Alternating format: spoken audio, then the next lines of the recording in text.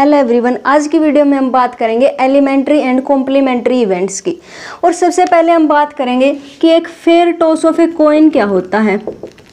Fair toss of a coin, अगर मैं fair toss की बात करूं तो जब भी मैं एक कॉइन को टॉस करती हूं तो हमारे पास दो आउटकम आते हैं। एक तो हमारे पास होता है हेड और दूसरा होता है टेल। लेकिन जब भी मैं किसी कॉइन को थ्रो करती हूँ तो मैं ऐसा नहीं कह सकती कि हर बार टेल ही आएगा, मैं ऐसा भी नहीं कह सकती कि हर बार हेड ही आएगा। तो जब मैं ऐसा नहीं कह सकती कि हमेशा हेड आएगा हमेशा टेल आएगा, इन दोनों में से कोई भी एक आउटकम आ सकता है, तो इसको मैं क्या बोलती हूँ, fair toss of a coin बोलती हूँ। और एक ऐसा टॉस जो विदाउट एनी बायस हो उसको मैं क्या बोलूँगी, fair toss of a coin. और इसी तरीके से जब भी मैं किसी डाई को थ्रो करती हूँ तो मेरे पास ऐसा कहने की कोई वजह नहीं है कि हर बार जब भी मैं डाई को थ्रो करूँगी तो 1 ही आएगा, हर बार डाई को थ्रो करूँगी तो 2 आएगा। तो इसलिए मैं इसको क्या बोलती हूँ, fair throw of a die और fair toss of a coin. अब हमारे पास दो तरीके के इवेंट्स होते हैं। एक तो होता है हमारे पास एलिमेंट्री इवेंट और दूसरा होता है हमारे पास कॉम्प्लीमेंट्री इवेंट्स। जब भी मैं किसी कॉइन को टॉस करती हूँ तो मेरे पास दो आउटकम आते हैं। एक तो होता है हेड और दूसरा होता है हमारे पास टेल। तो अगर मैं ई एक इवेंट मान लेती हूँ, गेटिंग ए हेड, ये हमारे पास कौन सा इवेंट है, ई इवेंट है। और एफ हमारे पास क्या है, गेटिंग ए टेल। अब जो ई इवेंट है उस इवेंट के अंदर एक्सपेरिमेंट का केवल एक ही आउटकम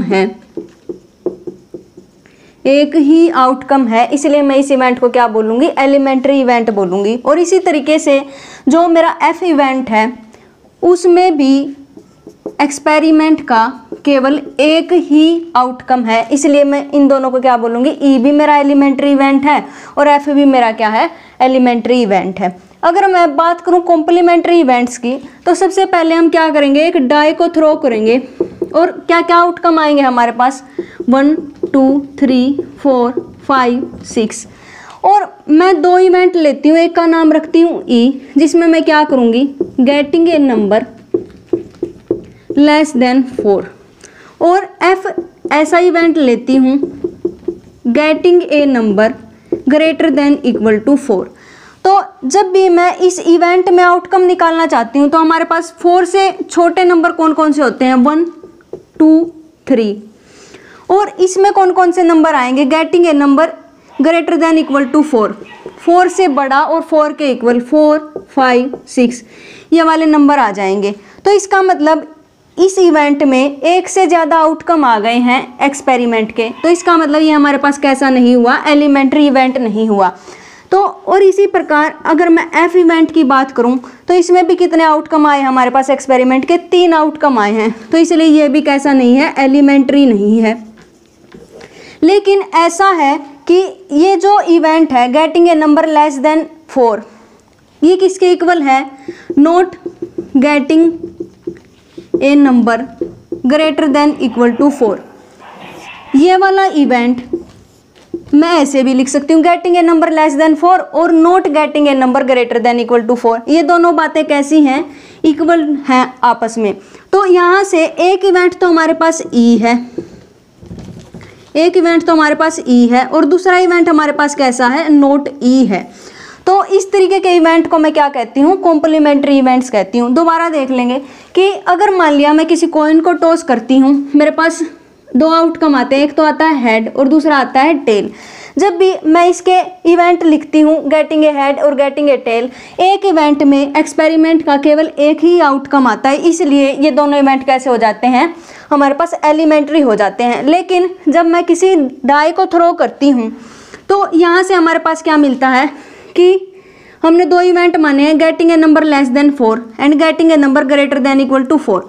तो इस इवेंट में भी और इस इवेंट में भी एक्सपेरिमेंट के एक से ज़्यादा आउटकम आ जाते हैं, तो इसका मतलब ये एलिमेंट्री तो नहीं हुए, क्योंकि अगर एलिमेंट्री होते तो हर इवेंट में एक्सपेरिमेंट का केवल एक ही आउटकम आता, लेकिन यहाँ पर एक्सपेरिमेंट के एक से ज़्यादा आउटकम आ गए हैं, तो इसलिए ये एलिमेंट्री नहीं हुए। लेकिन जब भी मैं इस स्टेटमेंट को देखती हूँ, ये किसके इक्वल है हमारे पास, not getting a number greater than equal to 4, मतलब एक स्टेटमेंट तो ई है और दूसरी नॉट ई है, तो इस तरीके के इवेंट को मैं क्या बोलती हूँ, कॉम्प्लीमेंट्री इवेंट्स बोलती हूँ। और दोनों ही केसेस में अगर मैं ई की प्रोबेबिलिटी निकालती हूँ और एफ की प्रोबेबिलिटी निकालती हूँ, तो इन दोनों का सम क्या आता है, हमारे पास 1 आता है। और इस केस में भी अगर मैं ई की प्रोबेबिलिटी निकालती हूँ और नॉट ई की प्रोबेबिलिटी निकालती हूँ, तो दोनों का सम कैसा आएगा, हमारे पास 1 आएगा। और वैसे भी किसी इवेंट की प्रोबेबिलिटी हमेशा 1 से तो छोटी होती है और 0 से कैसी होती है, हमेशा बड़ी होती है। तो जब भी मैं किसी डाई को थ्रो करती हूँ तो 7 नंबर आने का कोई चांस नहीं है, तो इस तरीके के इवेंट को मैं क्या बोलती हूँ, इम्पॉसिबल इवेंट बोलती हूँ। और 6 से छोटे नंबर की अगर मैं बात करूँ तो 6 से छोटे नंबर आ सकते हैं, 1 2 3 4 5 6, इस इवेंट को मैं क्या बोलती हूँ, श्योर इवेंट बोलती हूँ। और इम्पॉसिबल इवेंट की प्रोबेबिलिटी कितनी होती है, हमेशा 0 होती है, और श्योर इवेंट की प्रोबेबिलिटी हमेशा कितनी होती है, 1 होती है, और इसको सर्टेन इवेंट भी बोलते हैं।